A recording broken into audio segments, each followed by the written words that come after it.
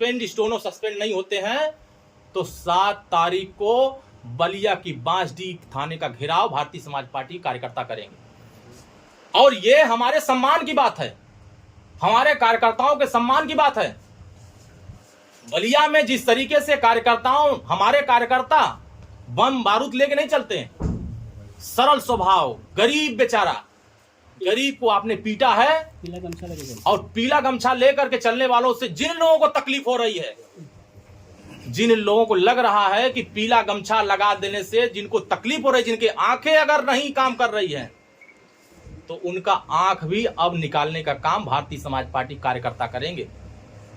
क्योंकि ये उत्तर प्रदेश है, योगी जी की सरकार है, जीरो टॉलरेंस की बात हो रही है, किसी गरीब को सताने की बात नहीं हो रही। सर, आपकी सरकार में ही अगर आपके कार्यकर्ताओं को सम्मान नहीं हो रहा है, क्या ऐसे सरकार के साथ आप कितना दिन चलेंगे?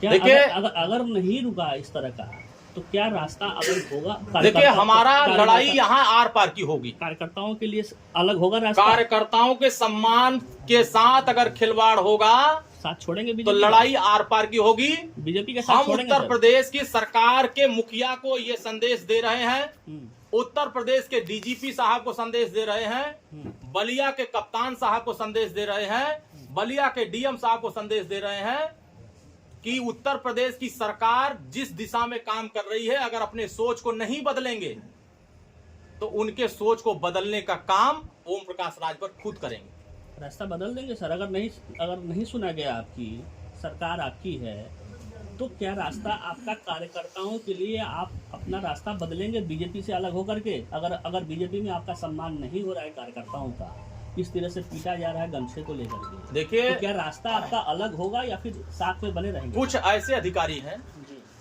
जो पीले गमछे से बहुत ज्यादा दुखी, क्योंकि ये कारवा बढ़ रहा है, ये ताकत बढ़ रही है और जनता भी पीले गमछे के साथ बड़ी तेजी से खड़ी हो रही है।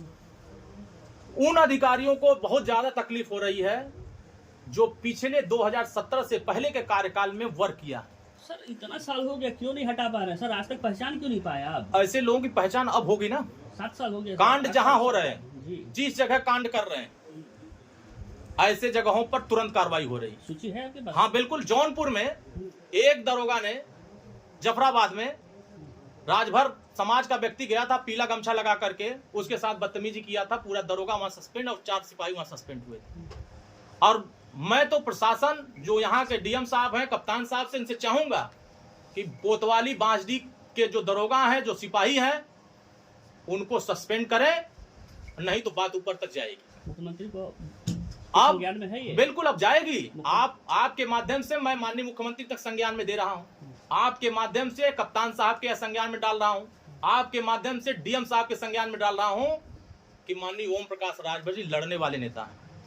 2017 में हम सरकार में थे, लड़ रहे थे। सरकार से भी लड़ जाएंगे सर? गरीब के साथ अन्याय होगा तो लड़ेंगे। सरकार से भी लड़ेंगे? बिल्कुल लड़ेंगे। सरकार से? बिल्कुल लड़ेंगे। कार्यकर्ताओं के लिए सरकार से भी लड़ना होगा तो लड़ेंगे। हमारे कार्यकर्ता हमारे लिए मूल पूंजी है। हम कार्यकर्ताओं के सम्मान के लिए लड़ रहे हैं। कार्यकर्ताओं के सम्मान के साथ कोई खिलवाड़ होगा तो जिससे लड़ना होगा उससे लड़ा जाएगा। जरूरत पड़ेगा तो साथ भी छोड़ेंगे। अब जरूरत पड़ेगा तो उस पर विचार करेंगे। जनता के लिए हम लोग काम कर रहे हैं, कार्यकर्ताओं के सम्मान के लिए काम कर रहे हैं। अगर कार्यकर्ताओं को सम्मान नहीं होगा तो आने वाले समय में डू और डाई का फैसला होगा। लड़ाई आर पार की होगी, बड़ा फैसला। या तो कार्यकर्ताओं के हक में होगी या तो सरकार उन अधिकारियों के हक में खड़ी होगी। कार्यकर्ता सरकार बनाता है। ये लोग जो थाने में बैठ करके पंचायत कर रहे हैं, गरीबों को मार रहे हैं, गरीबों से वसूली कर रहे हैं, वसूली करते हुए नरही का पूरा थाना सस्पेंड हुआ था कि नहीं हुआ था? पूरा देश प्रदेश, पूरा बलिया जिला ने देखा। क्या इस बात को लोग भूल गए कि जब नरही थाना सस्पेंड हुआ तो क्या बांसडीह के दरोगा भूल जाएंगे इस बात को? यह बात जाएगी दूर तक। अगर निकली है तो कार्यकर्ताओं के सम्मान से कोई खिलवाड़ नहीं होने देंगे। भारतीय समाज पार्टी का एक एक कार्यकर्ता संघर्षवान है, संघर्ष करने वाला कार्यकर्ता। ये छुप करके वार नहीं करता है, ये खुल करके वार करता है। महाराजा सुहेलदेव राजभर के वंशज हैं, डॉक्टर भीमराव अंबेडकर के विचारों पर चलने वाले लोग हैं। हम उनके सिद्धांतों को आगे बढ़ाने वाले लोग हैं। हम गोली और बंदूक से वार नहीं करते हैं।